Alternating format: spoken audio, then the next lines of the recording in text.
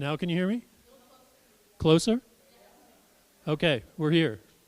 Right, so 5 minutes is she said the Sun Valley passing time or something, and I was saying that I'm a retired college professor, and I tell my students, I'm going to leave my office at exactly the time class starts, and you better be in the room by the time I get there. And they'd go, man, he looks pretty slow, you know. But anyway, so my name is Tim Kern, and I'm the treasurer of the Haley Library. I'm also the chair of the Big Wood River Library Districting Project, which some of you may have heard of, and if you haven't heard of it now, you soon will. I'm also a professor emeritus in history and history education, recently retired from a 33-year career at California State University, Long Beach. Boo hiss, yes, he's from California, but my family's been here since the 1930s, so I have some kudos. In my capacity as a Haley Library trustee and as a history educator, I'm really pleased to introduce our speaker for this evening, Tony, and you're going to correct me, Tekaroniake? Wow, great. I used to run the India Studies program at our school, and I was really good at South Asian names, not Mohawk. Evans. So we're really happy to have Tony here.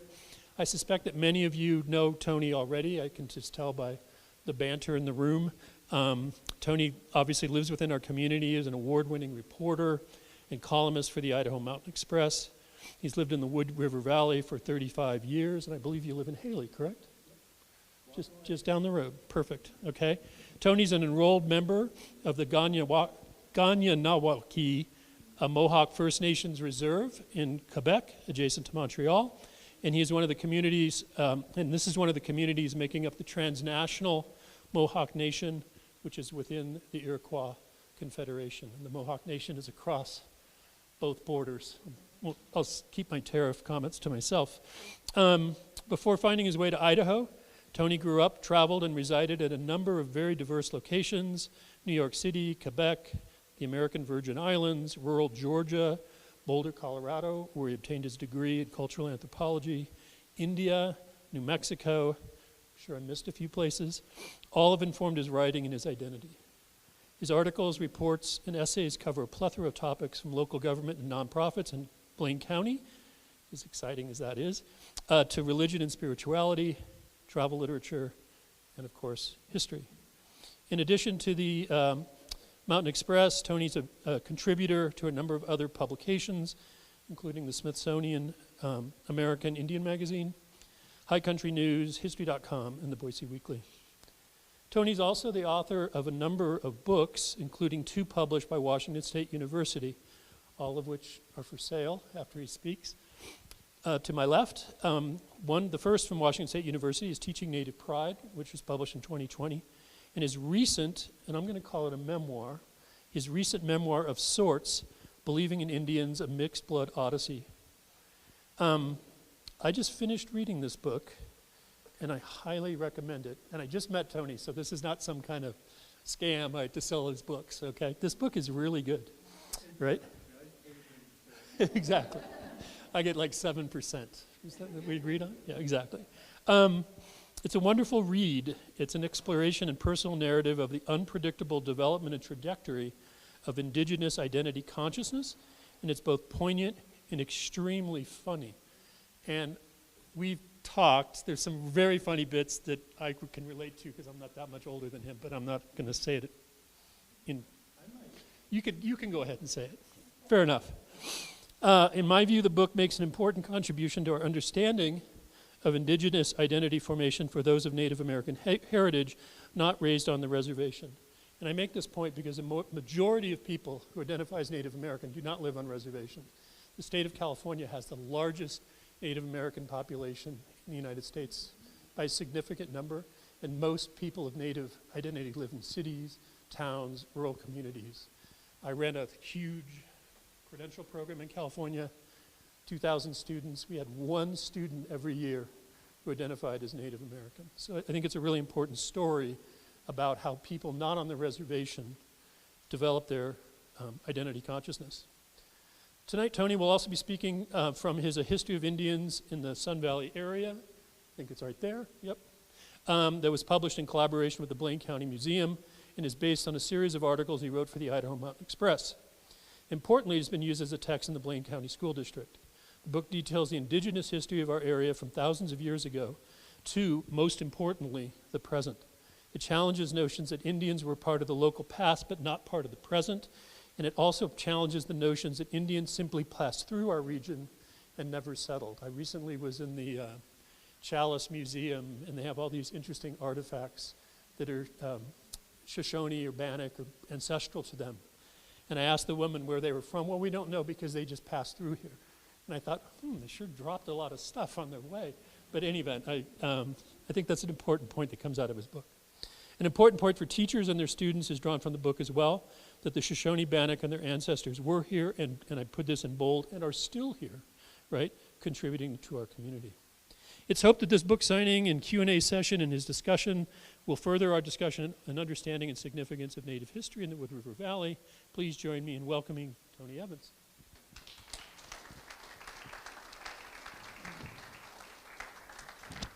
Let me get out of your way.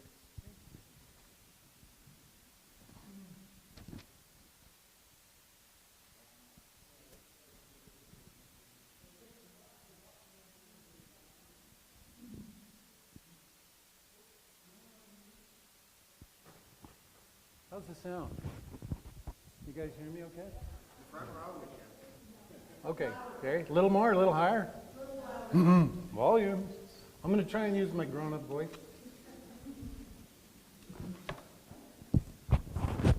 Hold, I can move this.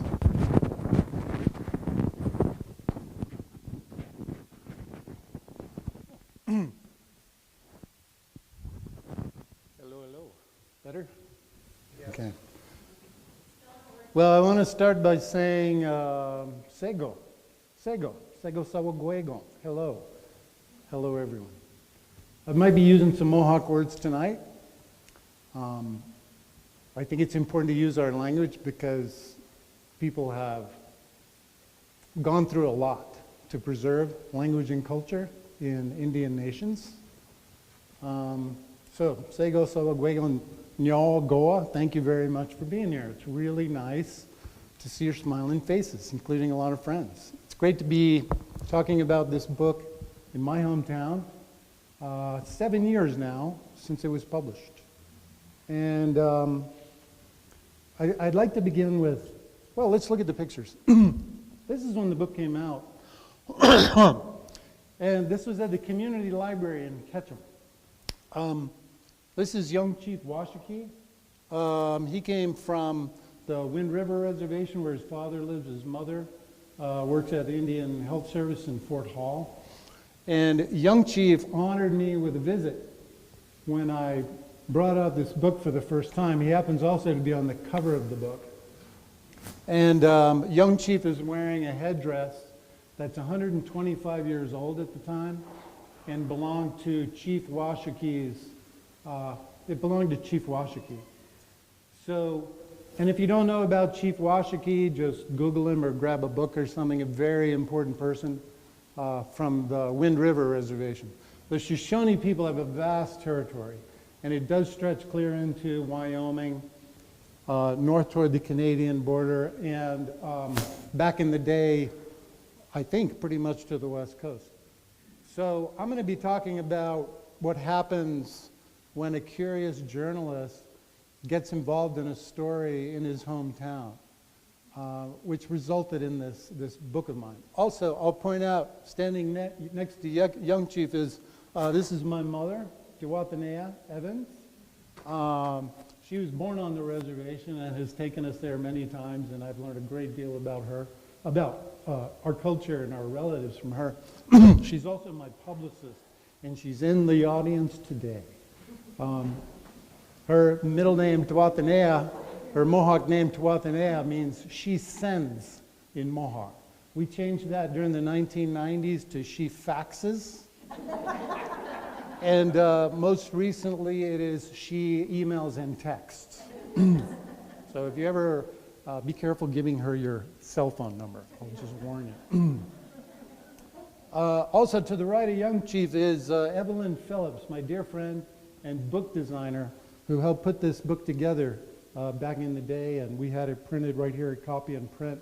There are no digital versions of this book as of yet, and it is coming out in a new printing at Washington State University Press, which has published 2 of my books now. They're putting that in their catalog, and it will be for sale at the Blaine County Historical Museum, where it has been for sale for years and years. So, the reason that I wrote this book, I wasn't exactly clear on this reason when I started it, but I did come to realize after a few weeks or months what was motivating me. And I want to tell this quick story before I get started, because as was mentioned, I wasn't living on the reservation when I was a young kid. I knew I was Mohawk. I had a middle name, Tekaroniake. This is my great-grandfather gave me this name. I knew who I was and I knew where I was from, and yet I was displaced because my mother, well, she likes to travel, and she also liked to remarry. So we wound up in the Deep South, in Georgia, from where I was originally. I was born in Brooklyn, New York, which is where the Mohawks have had a presence for a very long time. Mohawks build the skyscrapers in New York City. Some of the big buildings on the Manhattan skyline are there thanks to Mohawk steelworkers. But I was living in Georgia, and I think I was in 3rd grade when we were learning all about the very first Thanksgiving. And we had a picture up on the overhead projector. Some of you guys are old enough to remember those. And the teacher, my dear teacher, was showing us pictures of Indians and talking about the first Thanksgiving and how the native people helped the pilgrims who had come to America, the Puritans, and landed at Plymouth Rock, where Plymouth cars were built, I figured, you know. And I'm listening to this story, and I'm looking at these pictures of Indians, and some of the kids in the back of the room said, "Where are all the Indians, you know? Where are they now? Where are they now?" And I piped up, you know, I'd only been in town a year or two, and I said, I'm Indian. And they all turned around to look at me, and my teacher looked at me, and she said, "Tony, stop telling stories. We all know that the Indians were here once, that they lived in teepees. We know, but they're gone now. We all know that the Indians are gone." And I said, "Well, where did they go?" And she said, "Well, they've all melted into the great melting pot of America." Now, this was just before 1970, I believe, or right around 1970 or 71. And this was in a period in American history of assimilation. That was the official policy of the federal government. It was also a policy of erasure that had been underway for generations. So Native history was never celebrated or even brought to the surface in the minds of school children. Now, I went home and I said to Mom, "Are you sure we're Indian?" And this, well, she got a little upset. She pulled out books and, you know, photograph albums, started telling me stories. She said, "Who's this teacher?" And she went to the school and talked to my teacher. Now, it was a teaching moment, let's say, for my teacher. But my dear teacher simply did not know. And as I started working on this book, some of those memories came back. And I started jotting down in my notes stories from my own life. I'd never written a memoir, but I did know that I wanted to finish this series of articles in the Idaho Mountain Express newspaper. Because I was at the newspaper one day, and I was probably 5 years into my work there, and my editor at the time, Greg Foley, he said, "You know, you need to do a series story every year, you know, a series of 3 or 4 articles. We're all doing it." He said, "Why don't you go?" He said, "You're a native guy, right?" I said, "Yeah." Greg and I both went to the University of Colorado. We've got a lot in common. And I said, "Yeah." He said, "Go write about the native people of this area. Go write about the Indians in Sun Valley. Where are they?"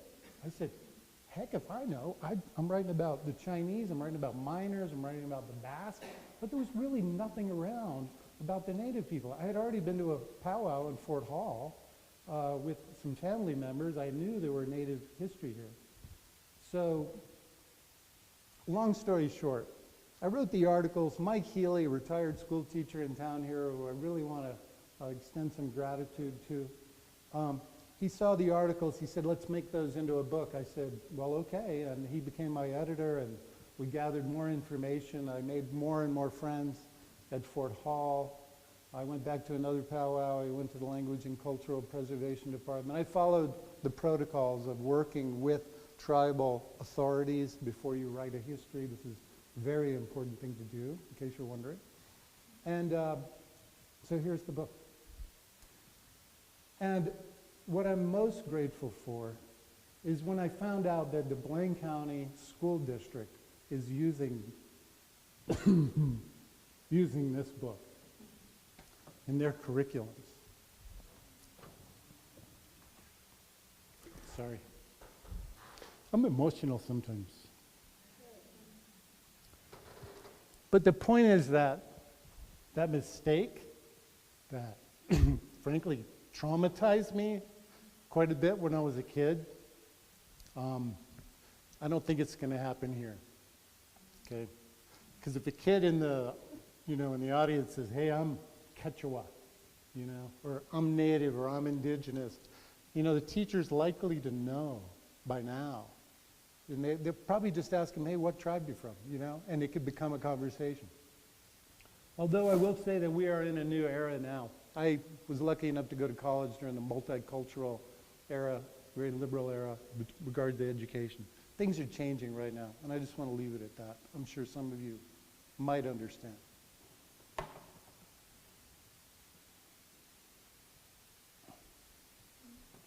So, Indian country, Native America, it's a very big, complicated place. There are so many tribes. When I was in college 40 years ago, there were more than 100 federally recognized Indian nations, and I thought that was a big number. I studied anthropology, learned about many, many kinds of people. Recently, indigenous cultures have been looked to for leadership in environmental conservation. And it's about time. There's 300 or 400 million indigenous people around the world. The Biden White House issued an executive order. It came to my news desk, and I ended up, talking and writing about it, that elevated indigenous traditional ecological knowledge in land use planning in the United States on all of our public lands. The Ford Foundation issued a study a few years before that showing that if you want to protect the most biologically diverse areas on Earth, you protect the people who live there. So this is something that I write about in my next book. This is our reserve, Kahnawake. When I was a kid, it was called Kakanawagha. I don't know why it's changed. Maybe that's the Brooklyn pronunciation, because a lot of my relatives were from Brooklyn. It means by the rapids, and we are based on the St. Lawrence River, right outside of Montreal. This is a Google Earth view, so you can see the stark delineation there between the Mohawk land on the left. This is a little piece of art that I made. And not Mohawk land on the right, which is the suburbs, south of Montreal, Chateauguay and Lachine and others. That lack of development there is due to, ecological mindset, I'm sure, but also strict immigration controls. A lot of people would like to live on our land but cannot. And that's because it is protected sovereign territory that needs to be defended, by the way, from time to time. Several million people live north of our reserve in Montreal. Big, big world-class city. And the reserve of Kahnawake has been called the lungs of Montreal because of all the green there. This is downtown. Last time I was in town, I think it was just before COVID. I was going to my uncle's wedding. And we got a very beautiful old town from early 1700s. There's a fantastic old Catholic church mission there that's built about that time. It's a wonderful place to visit. It was 200 years, really, before Lewis and Clark came out west and came through this area later, the miners, the trappers. 200 years earlier, we were contacted. So that's the kind of diversity in terms of acculturation that's taken place across Turtle Island, across North America. And yet, there are many, many things similar, no matter which native people that you might happen to meet.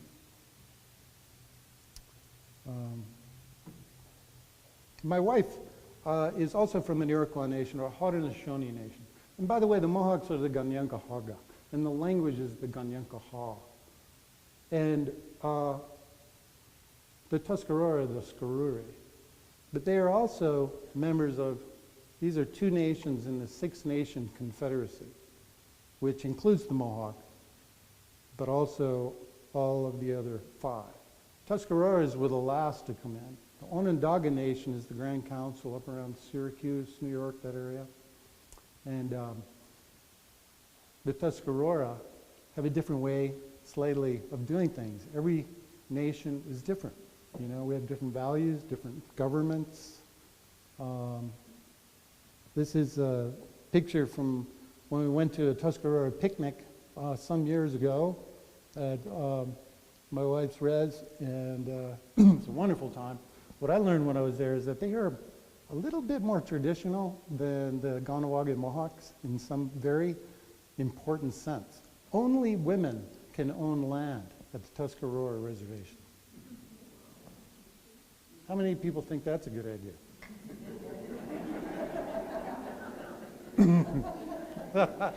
Almost all the women. But I do too, actually. And that is a tradition, a matriarchal, matrilineal tradition of the Iroquois peoples. But I'll just ask you to think for a second about how that might change a society. You know, men are all over the place doing the usual things, you know, mowing lawns and commuting for work, but they never own the home they live in.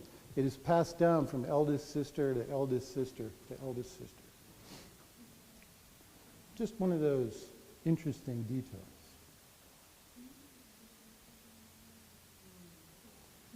Creation stories are important to me as a writer, as a human being. I think because I was influenced by religion when I was quite young, and it wasn't always a positive influence, but it got me thinking, and it got me wondering really about origins, our origins, and where we're from. You've probably heard of the creation story of Adam and Eve in a garden and being cast out of that garden for eating a certain fruit. There's so many ways to interpret this story, especially as we get older. But when I was young, I was exposed to this story about the time I was exposed to the idea of Armageddon, the apocalypse, heaven and hell, where certain people dear to me were going to spend a life in eternity in hell. That got me concerned and worried and also curious. About the same time, 1973 or so, the Ganawage Mohawks took back control of the education system. There's a nice long story about that. I don't go into any detail about it. But I was living off the reservation. I had learned that Indians had gone extinct. Meanwhile, some of the leaders in our community were bringing their children home and taking over the education of their own children on our reservation. And I started getting books from my Uncle Ed Tuax, who was a great teacher for me. And I started hearing stories and listening to stories and learning about the Longhouse and the traditions that go on in the Longhouse, which are extraordinary to me. And it became, for me, a very important alternate creation story in the world, one that involves a woman who came down from the spirit world. She was with child. It might have happened on her way over the eons that it took her to land. But she became exposed to this vast world of water. There was no land anywhere. Where was she going to land? The animals came out, and they took care of her.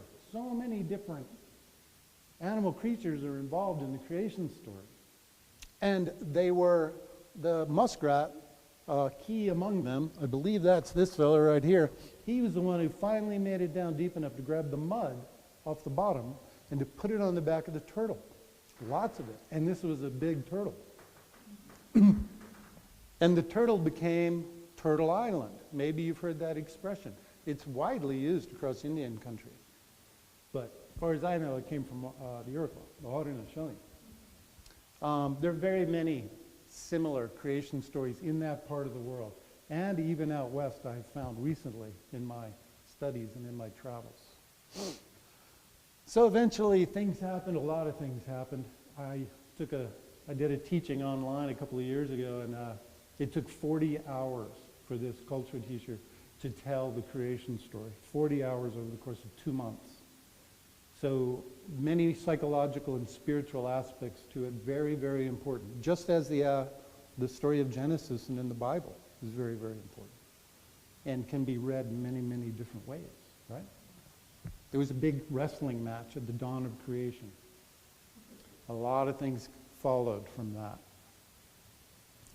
I won't have time to go into any detail there.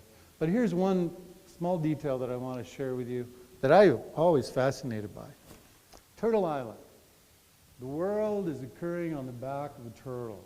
This is a turtle rattle, a turtle back, a turtle shell. And some of you may know, if you ever look at a turtle shell and you count the number of plates, large plates, there's always 13 large plates. Now those plates correspond cosmologically to the Iroquois worldview and to practices, agricultural practices, because we are agricultural people, growing the corn, beans, and squash. Those are 13 months in the lunar calendar.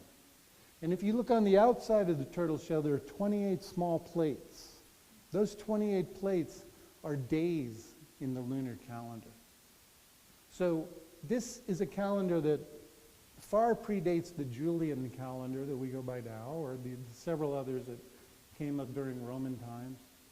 And there are adjustments to it to keep, the lunar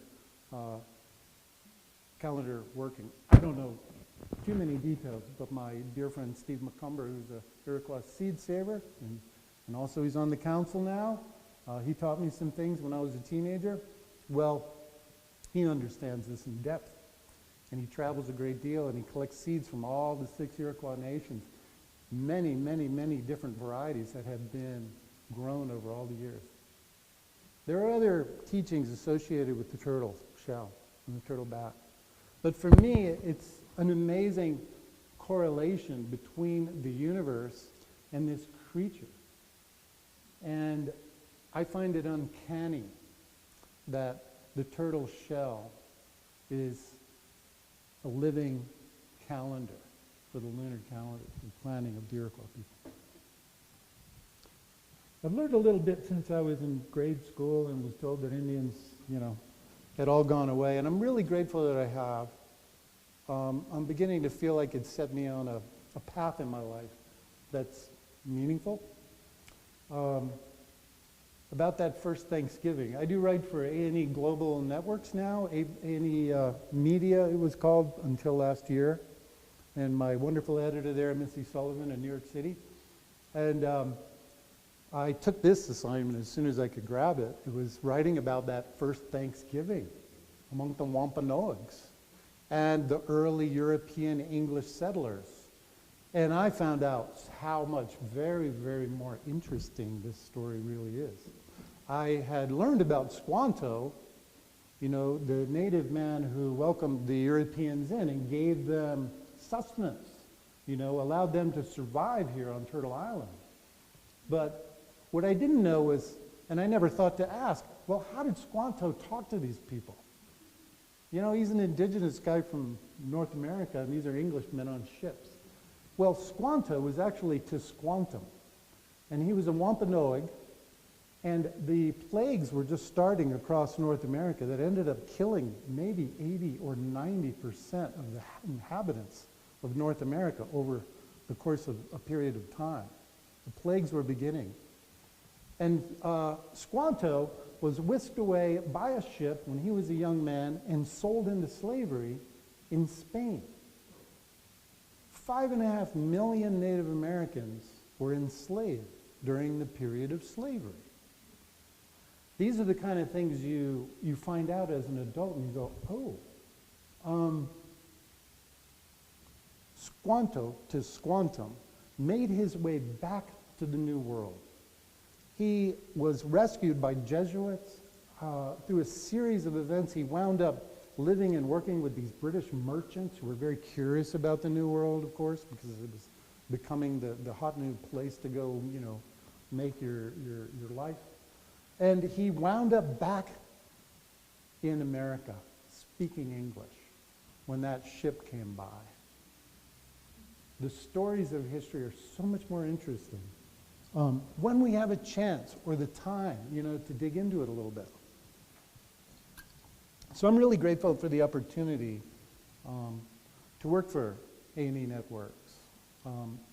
They are doubling down on the, let's say, unspoken corners of American history at a time when the federal government is shutting down websites and perhaps, I dare say, whitewashing American history in some sense.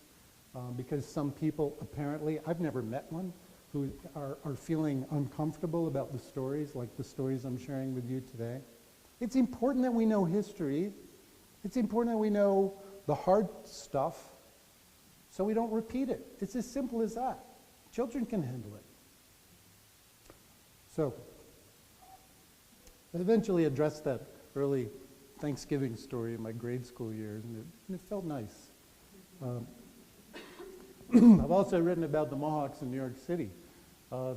Mohawks built the skyline. They worked on some of the very big, famous buildings, the Empire State, the Chrysler Building, Rockefeller Plaza. My grandfather, Julian Robbins, worked there because he married into the Mohawks. My mother's great uncle Tom worked on the high steel. And so it's a tradition and it's ongoing still. Mohawks are really good at this job. People say they're not afraid of heights. I'm afraid of heights.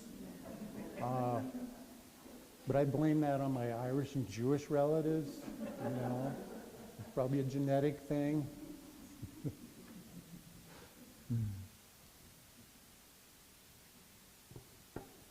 I was on assignment a few years ago to Yellowstone National Park, and they were celebrating the 150th anniversary of Yellowstone National Park. And at the time, Charles Sams, who I greatly admire, he's a native man from the Northwest, was in charge of the National Park Service in the United States. And he was working for Deb Haaland, who is in charge of the Department of the Interior of the United States.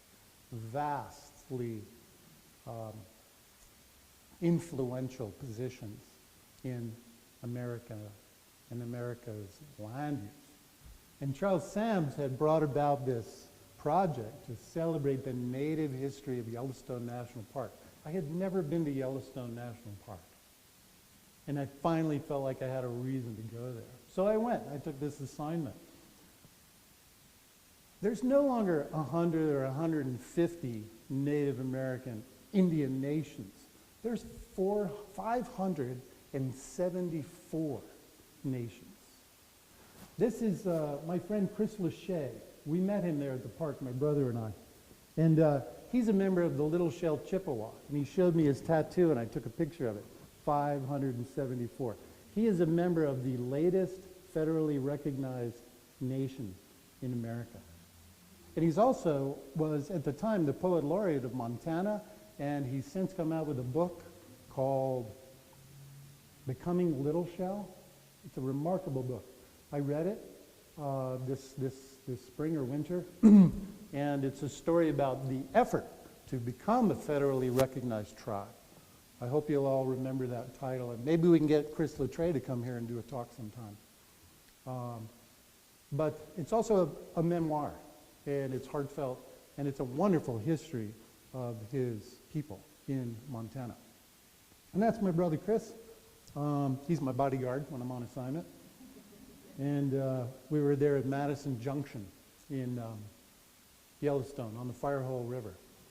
Many, many tribes came, put up teepees, you can see them in the background there, and talked to people all summer long, visitors who came. It was amazing and so educational, and well, that story's been written on Atmos, and I've also covered it in my new book as well. So, as I'm saying, Indian country is a very complicated place. I'm a big fan of creation stories. I spoke to some Chumash people recently out around Santa Barbara in California. They come from the islands, the Channel Islands. That's where they came from. And they crossed a bridge, a rainbow bridge, to Turtle Island at some point in their past. And they were warned before they crossed the bridge, don't look down. Just don't look down. Well, some people, of course, looked down. They became porpoises. That's where dolphins, porpoises come from. There's other tribes. I'll tell you about the Taos Pueblo, where I started out as a journalist in the 1990s. They originated at Blue Lake, I'm told, behind the Sacred Mountain in Taos. If you ever go to Taos, you can't miss the Sacred Mountain. It is right there in the middle of everything. There's Spirit Cave, where I believe it's in Wyoming, I'm not sure, but several tribes originated from Spirit Cave, deep underground. And the other southwestern tribes came from underground, or have lived in successive iterations of creation. 3 worlds, 4 worlds that have come into being and then dissolved, learning things at each step, at each iteration, over eons. So I love the diversity of Native American cultures, cosmologies, outlooks, faiths. Diversity is a good thing, despite what you might have heard recently.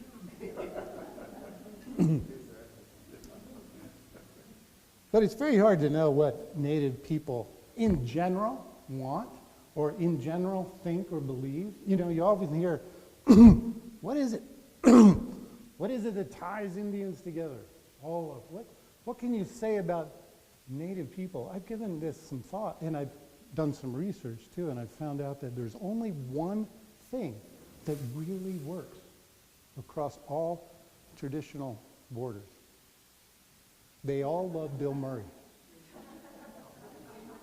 They all love Bill Murray. I don't know, I don't get it either, but it's true. So if you want to get in with some Indians, just start talking about Caddyshack, Ghostbusters, Saturday Night Live. It'd be good. Just kidding. Okay, I know why you're here. We're going back to Sun Valley. I'm going to tell you a history, an alternative history of Sun Valley. Skier's paradise. Wonderful place where we live. Sun Valley started in, 1936? I'm going to go back just a little further.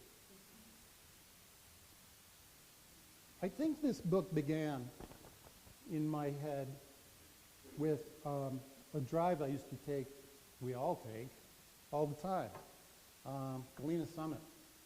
There was a sign there until very recently, and from the very first time I read that sign, it just kind of bugged me, because it reads that searching the mountain wilderness for beaver, Alexander Ross came up the Wood River Valley and discovered this summit in 1824. And I looked at that word discovered so many times. I must have commented to friends about it and thought, I just want to strike that word.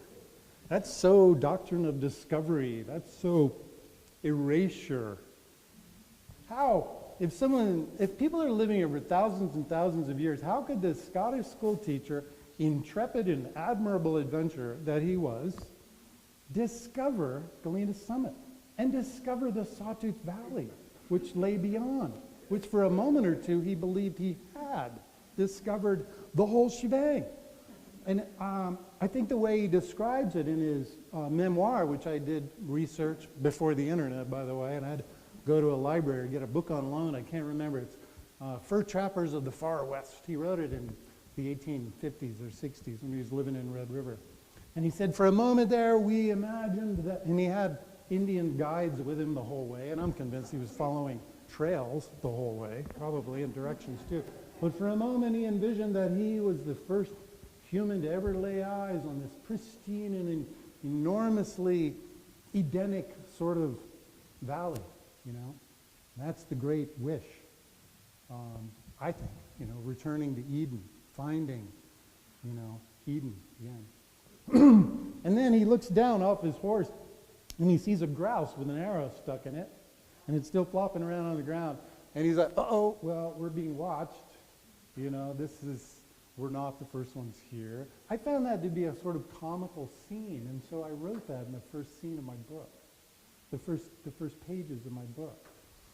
I also did some other research in the area, and I found other signs, and I started taking interest in historical signs. Here's one. Captain John Stanley had a party of 23 men discovered gold near this spot. Remote country, due to the remote country and roving Indians, forced the men to leave without working their discovery. Well, they came back the next year, and pretty soon the entire area was abloom with mines, and it led for the next 20, 30 years, extraordinary gold rush, silver rush. Mining is probably why any of us are here to begin with. Roving Indians. Native people move around with the game, you know. You're not going to find camas bulbs growing in January in the Sawtooth Valley. You go further south. And well, anyway. Indians do still rove in the Sawtooth Valley. That's my wife. She's roving. We do it on mountain bikes. We still rove around. It was what's really ironic, when I started writing this book, I'm in a newsroom with some very smart people, very well-educated people.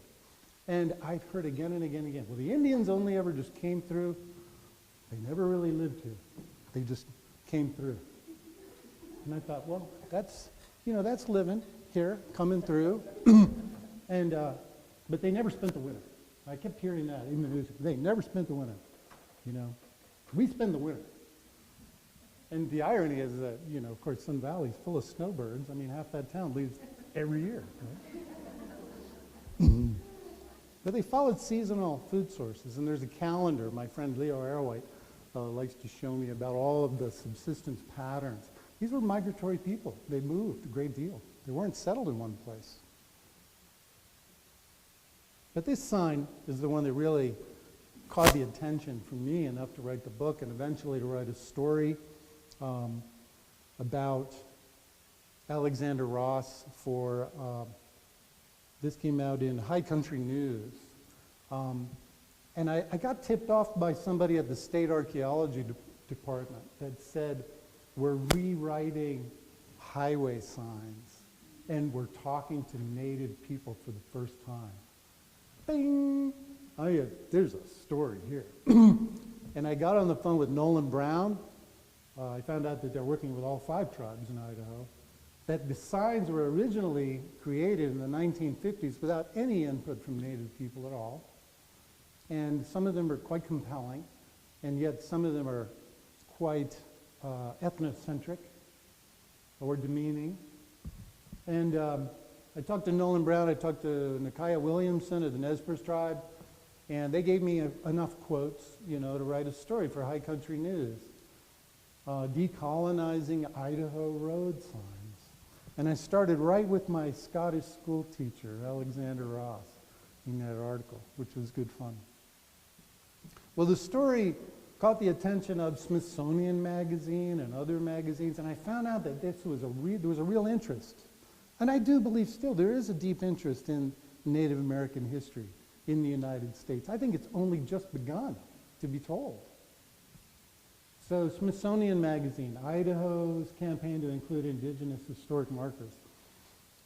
As a reporter, you're never supposed to become the story, but in this case, I somehow became part of the story, which is kind of a no-no in journalism. But it was fun, because I got interviewed by Scott Tong at Here and Now in Boston, you know, here I am, in my pajamas at home, talking into my computer, to this, big radio hero. And anyway, it was, I'm still following this story.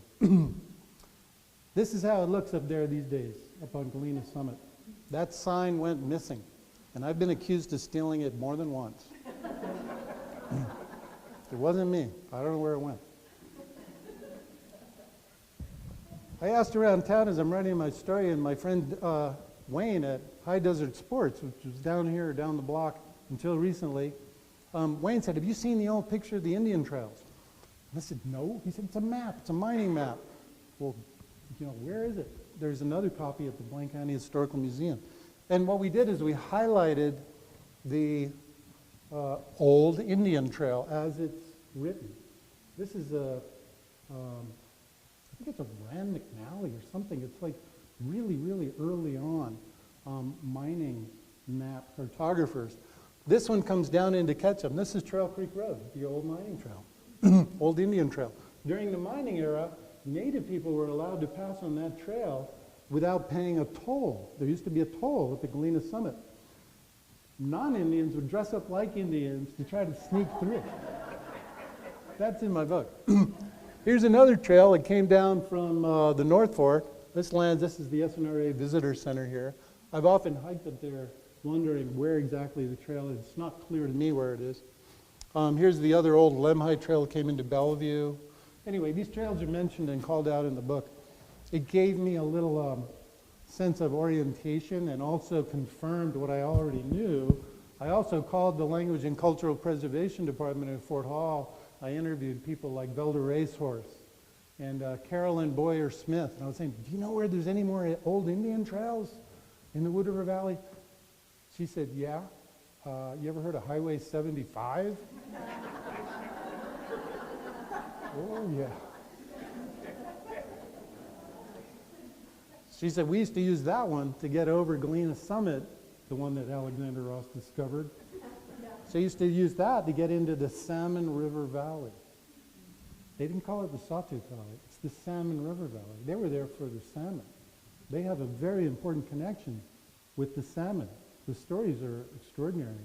And I'm working on a documentary right now with the Shoshone-Bannock tribes about their efforts to recover the sawtooth sockeye, which are the longest swimming, migrating fish from the ocean anywhere in the lower 48. 900 miles they spawn at the headwaters of the Salmon River. I also found out about the redfish overhang, which is, archaeologists don't advertise where important sites are, but I did happen to find out where this is.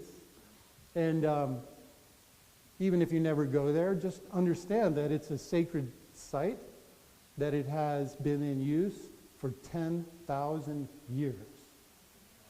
There are paintings, petroglyphs within the redfish overhang that have been vandalized. I found this out when I went to go visit it one day, and a member of the Shoshone-Bannock tribes came to, ask me what I was doing there, and we had a good conversation. Timothy Wildcat Haskett, by the way,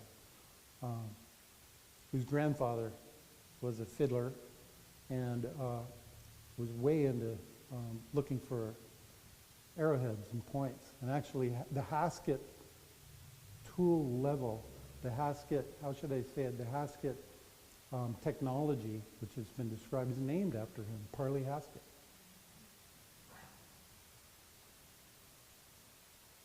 Camas Prairie, I found out, is probably the most important place in our area with regard to the Shoshone and Bannock tribes, and I've heard many other tribes as well, because this was a gathering place since time immemorial for people to forage and to gather camas, which are blooming here, probably late May or early June.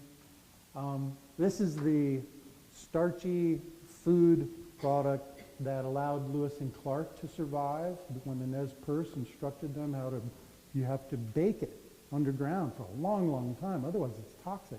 But it tastes like candy when it's done correctly. My brother and I have even roasted it, and it's, it's really quite a thing. It's, you can preserve it all winter long. But it was also a very important place, and I found out that the Shoshone and Bannock tribes have a lot of stories relating to Camas Prairie, Great Camas Prairie. And yet, during the era of European migration through, it was being destroyed by livestock. Eventually, there was a treaty drawn up that guaranteed Camas Prairie to the Shoshone and Bannock. That treaty turned out to be a bit of a scam because they misspelled the word Camas as Kansas. Many would say intentionally. And these native people did not see or know or understand the difference. They were defrauded out of Camas Prairie. Now, this isn't just some obscure piece of history that I came upon. The founder of the city of Haley, John Haley, went to Washington, D.C. to lobby to get that land back to the Shoshone-Bannocks. That's how commonly known this is. And the Shoshone-Bannock, I would not doubt, still have a claim, for that area. They certainly go there. They still go there. They have always gone there. Even when it was deadly for them to leave the reservation, they have still gone back. This is Chief Buffalo Horn, who led a resistance to take back Camas Prairie after the people incarcerated on a reservation for the first time were being starved to death by the U.S. government. General Crook, he's a famous Indian fighter. The Bannock War of 1878, a lot was written about as one of the last great Indian wars in the West. The Nez Perce War in Chief Joseph, it happened a year earlier in northern Idaho. General Crook, he said, our Indian policy has resolved itself into a question of warpath or starvation. And being merely human, many of them will always choose the former alternative when death will at least be glorious. Coming from General Crook, that means something. I met some other friends as I was wrapping the book up, and this is Sarah Sunshine Manning on the left, and her father, Lindsay Manning. He was chairman of the Shoshone-Paiute tribes down in Duck Valley. We had a friend in common, Sarah and I. was friends with her uncle. And so I ended up tracking her down when she was in town for a film festival, and I interviewed these guys. And one of the things Lindsay told me, he said, do you know about the Oahe Avalanche article? And I said, no. And he said, I need to show it to you. And I found a documentary eventually. It's kind of a bad reproduction of the wording, but this is an actual scan of an article from 1878, the Oahe Avalanche from Oahe country. That for every black scalp be paid $100, and every squaw scalp $50, and $25 for everything in the shape of an Indian under 10 years of age. People were offered, anybody, this is in the newspaper, they would give you a saddle and a horse to take up this gruesome task. People were hunted in this area. And when you wonder why Native people aren't here now, and why they might even be a little timid, think back to what their grandparents told them. This is an era, even in my grandmother's time, she had to sign a pass. She had to get a pass signed by the Indian agent before she left the reservation in Kahnawake, for any reason. So, children's scalps, $25. Again, we learn history from the past so that we don't repeat it. When this book was going to press with the Blaine County Historical Museum, certain board members took issue with this chapter. And I went to meetings, and I talked to them, and I talked to Lionel Boyer at the Fort Hall Reservation, who was an elder there who was seeing me through the manuscript.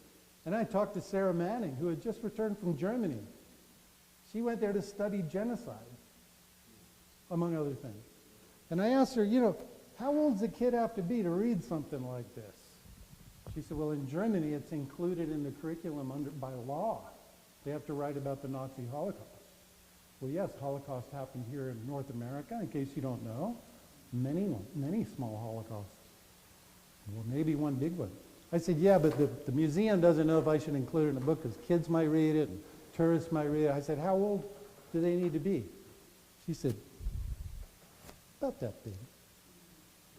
Kids can handle this. Kids can handle it, and it might shock someone.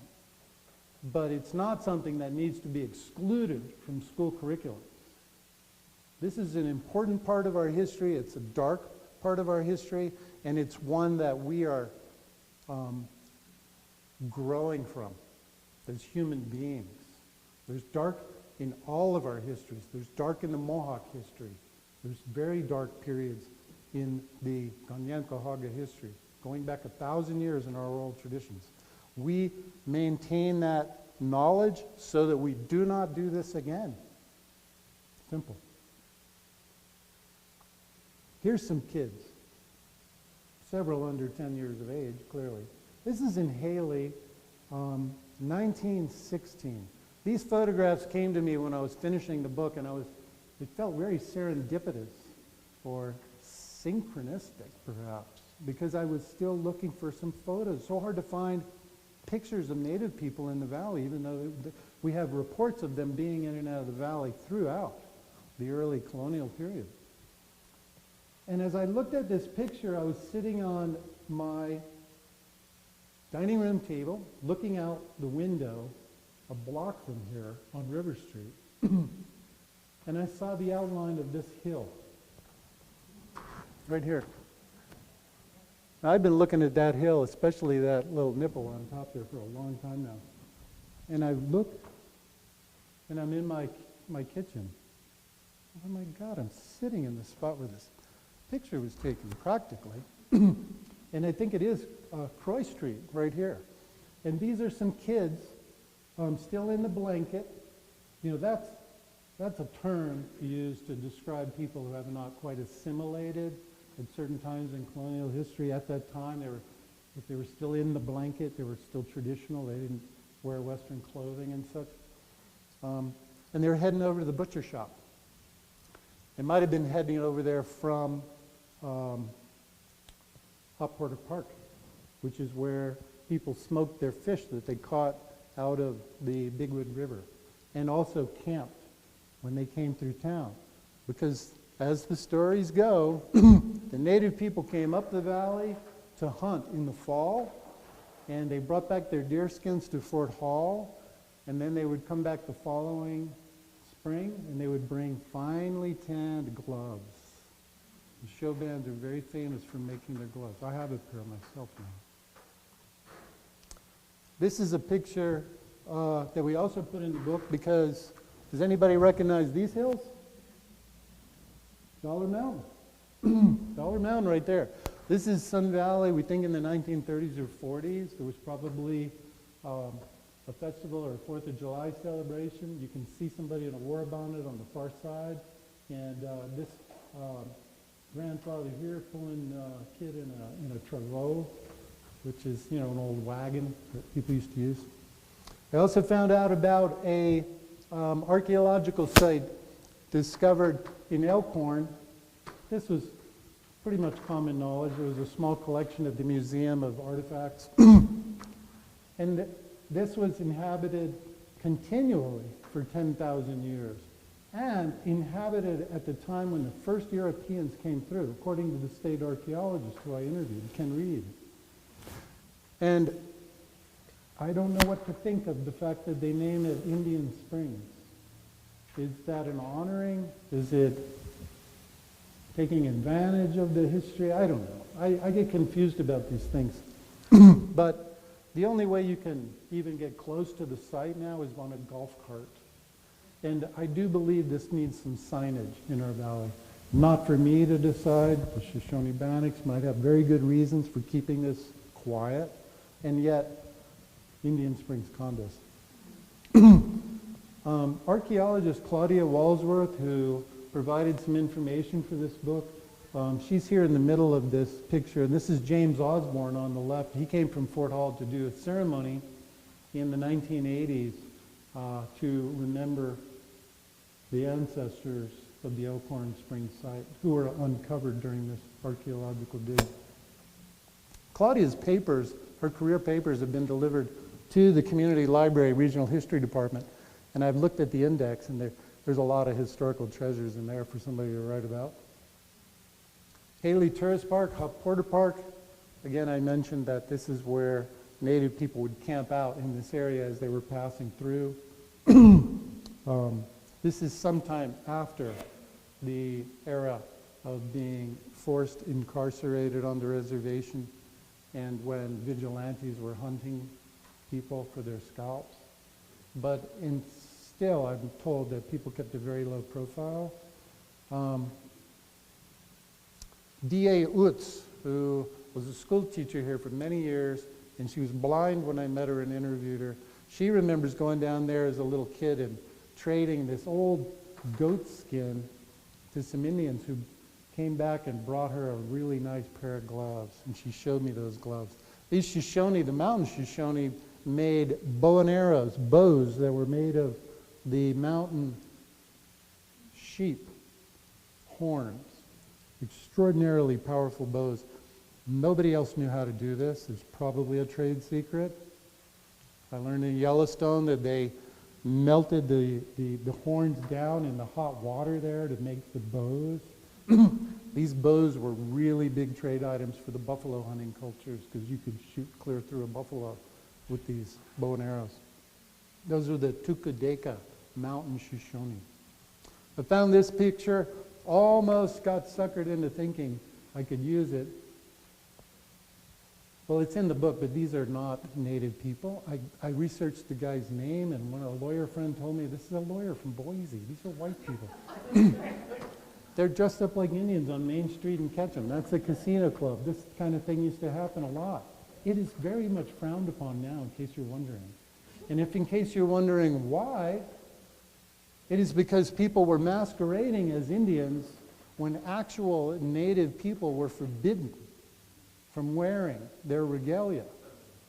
People who would pretend to be a Native medicine man while actual Native people were getting thrown in jail for practicing their culture, or worse. So this is cultural appropriation, and I always taken up the opportunity to share why it's different. Yeah, you can dress up like a cowboy and go down Main Street. Cowboying it's a vocation, okay? It's not a culture. And regalia, as I described earlier, is oftentimes passed down through generations, has a deep meaning for people. It's not a costume.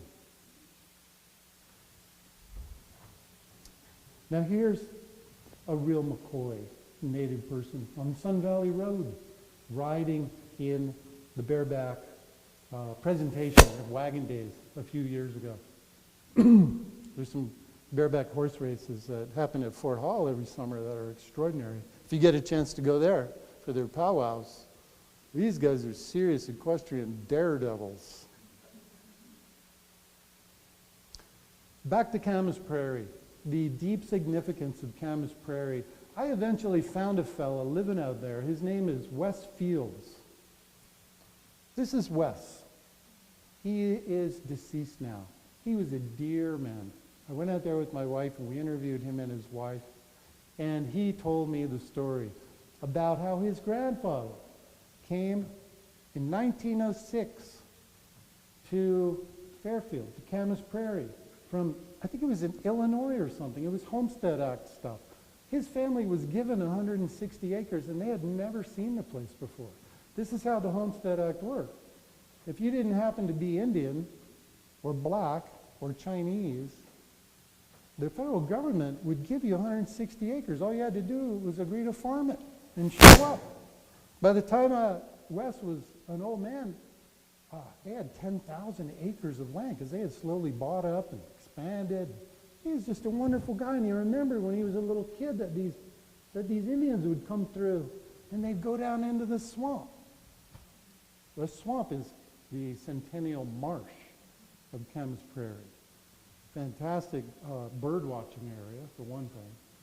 But these native people would gather camas bolts, do what Shoshone-Bannock people do. And one day, Wes said, I'm going to go down there and talk to these. He hadn't seen them come back in many years.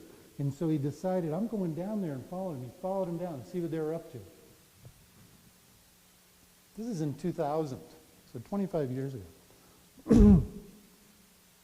And he met this fella, Lionel Boyer. Lionel Boyer is, he described himself to me as a retired elder. He was also a former chairman of the Shoshone-Bannock tribes at Fort Hall.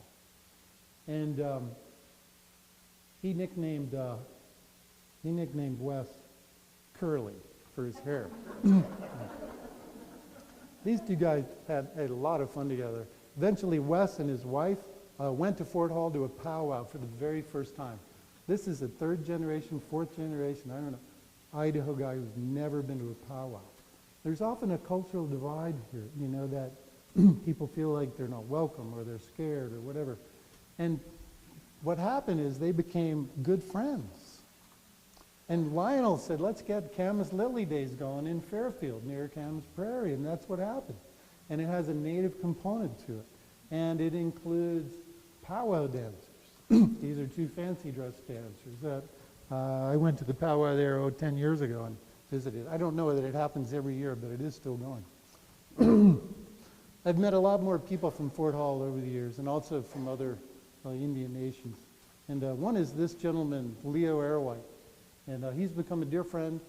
And he is somebody who still practices the traditional glove making of the Shoshone-Bannocks. Many people do at Fort Hall. But I interviewed Leo for a story for Smithsonian American Indian magazine. And when you buy his gloves, they smell like smoke because they're smoked by lodgepole pine bark, or lodgepole pine logs, I believe. Anyway, we're trying to gather some deer skins for him because he needs some for this fall. I'm going to put out a poster looking for deer skins. Leo also worked with his friend Daryl Shea, and they created the powwow at Wagon Days. This is what happened a few years ago. I just found out yesterday that the Wagon Days powwow scheduled for this year has been canceled. And it's not due to any strangeness. It's just simply inability to organize dancers and a drum on short notice because there's a lot of big powwows going on and it's just a difficult thing to organize. But they will be back next year, I'm told. The bareback riders will be on the parade, so do look for them. Here's some other people I've met. That's Lad Edmo on the left. I've interviewed him and up at Pettit Lake during the documentary that we're working on, filming about salmon recovery. I'm so sorry I'm forgetting this lady's name next to him. She's written a new book about Sacagawea that is really getting a lot of press. She's also a communications person for the tribe. Somehow I've forgotten her name. And that's Bobette Haskett. And there's Russell Haskett, the father of Timothy Wildcat Haskett, who I met at the Redfish Overhang way back. I have great admiration for these people. They're posing here because I heard they were in town and I brought them over to the museum in Ketchum. The community library manager, and took a picture of them all there. And Russ and Bobette have given presentations in town, as has several other people. There's been a lot more Native American programming in the valley lately, and I'm really grateful for that. Now, if I have time, I would like to just read something quickly from the book. Is that going to be okay? Do we still have time for that? Okay. And if you want to stay in touch, that's my QR code right there. You can tick, tick. A little dinosaur in the middle. I put this up when I found out that the powwow isn't coming to Festival Meadows, because this is Festival Meadows last year as we first put the TP up.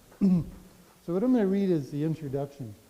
And the introduction is written by Lionel Boyer, retired elder of the Shoshone-Bannock tribe.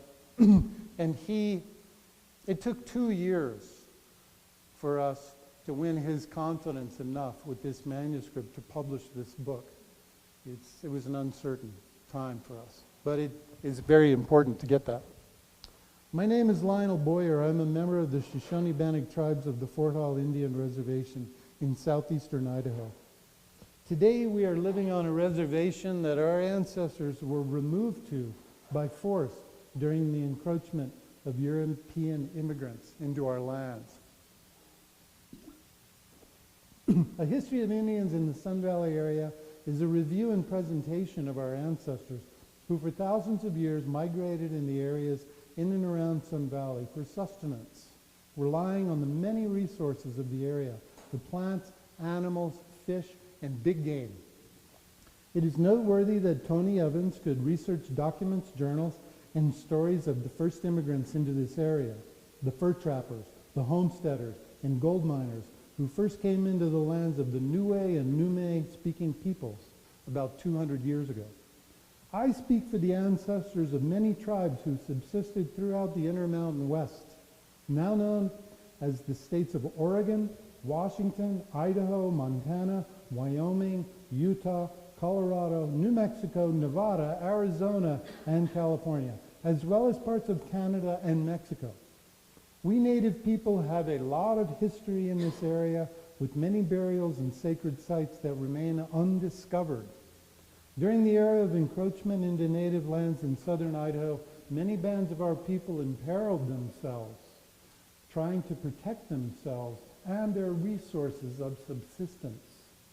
This led the immigrants to ask for protection as they passed through these areas. Treaties were negotiated between our people and the United States government, between band leaders and federally appointed chiefs, to allow safe passage through the Indian territories for immigrants as they pushed on to the land of plenty on the coast. Nevertheless, their passage routes destroyed the subsistence resources of the Indian bands. The history of the original people of these lands is being brought to the attention of readers by individuals who are concerned about the history of this area. I would like to thank them for their efforts, which are honest and caring about the original people and the lands that they were removed from by force or extermination, or taken from them through unprincipled and unjustified means. This book is written to enlighten residents, visitors and their children about the local history of the magnificent Sun Valley area. We are constantly being told that we were never here, but our presence is in the petroglyphs, teepee rings, and other cultural resources. These are traditional artifacts from time immemorial. We continue to come back to the areas of our ancestors to let the communities know that we have not forgotten our past association with these lands. We come to pay homage to the spirits of our ancestors. We let the communities in and around Sun Valley know that we are a living culture, not a prehistoric culture to be forgotten.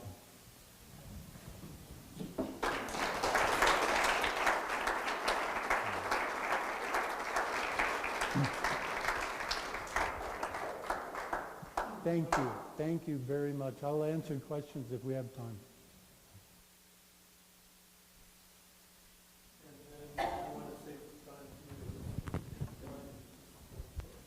Oh yeah, and we have books for sale.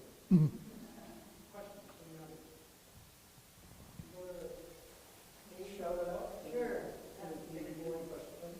So this is weird, but Sandy Obart told me way back that when she was young, the Indians came through and would come up on her parents were afraid because they would come up on the porch with a stick and demand food or I don't know what. I said, what do they want? And she didn't really remember, but she remembered that distinctly in the fall when there were some gatherings down by Hopwood. Do you know anything about that? Well, I can speak to that from my own research, but to get an authoritative answer to this and probably to any of your questions, you can reach out to the Fort Hall Language and Cultural Preservation Department or the historians that work down there. They probably know a lot more than I do. But I did learn that the Friedman family, I learned this from this is the home in Old Haley that now belongs to the actress Demi Moore, I believe. The Friedman family were very successful merchants, and they would have, well, young Lucille Friedman, in her oral history that she gave to the library, said that some days she would wake up in the morning, I think it was in the early summer, and there would be native people all over the lawn, camping out with all their stuff. There was probably a pretty big lawn around the Friedman's house. They were here to trade, and it had become expected. That's what they would do. Now, in terms of asking for food, I've come upon this even reading Pearl Barber's account, and these stories are in my book, of native people kind of bargaining aggressively for food. And you saw the photograph of the young kids going to the butcher's. I can't imagine they were going to say hello. You know, it could be that there was meat there. And I'll just reflect back to Lionel Boyer's comment about the disruption of subsistence life patterns for human beings who had developed a way of living in this country over many, many, many generations. And when the Europeans came through, that was disrupted. It won't surprise me one bit to find out that people were hungry when they're on the road and asking for subsistence. So that's my quick answer to that. I wish I had asked for more help. Yep.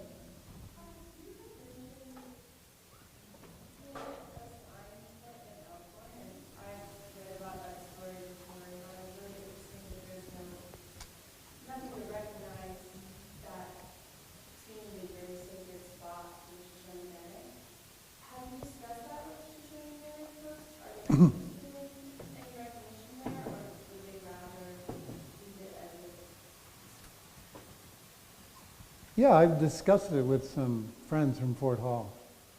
And I've also, my book is actually sold at Fort Hall as well, so they're familiar with my work there.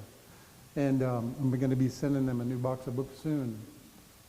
But when Daryl Shea and Leo Arrowite started the Wagon Days powwow, they gave prayers before it began, because this is a living culture and it's a spiritual expression. And they made it very clear that they were remembering and addressing the ancestors over the hill in Elkhorn, because they're very much aware of what was going on there. They probably have stories of their own involving Elkhorn, just like there's stories about Camas Prairie that link up with the mountain Shoshone. These are things that are not necessarily in my book for certain reasons, but they're aware, and that's all I can say. Yeah.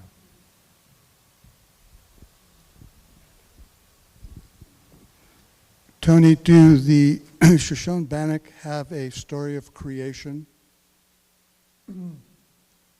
Yes.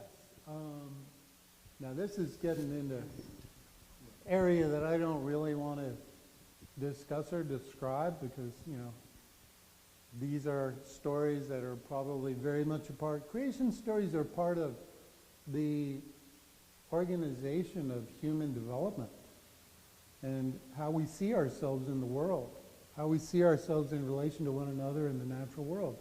And so I will not speak specifically about what I learned in the Shoshone and Bannock traditions, which is very little, by the way. But I did have a conversation with Nolan Brown recently, who is now the director of the Language and Cultural Preservation, or maybe he's simply working there, but he's very integral to the education of the outside world about Shoshone-Bannock tribes. And I was telling him a story about when I was working with some people at the Wind River Reservation, and I asked them about their creation story.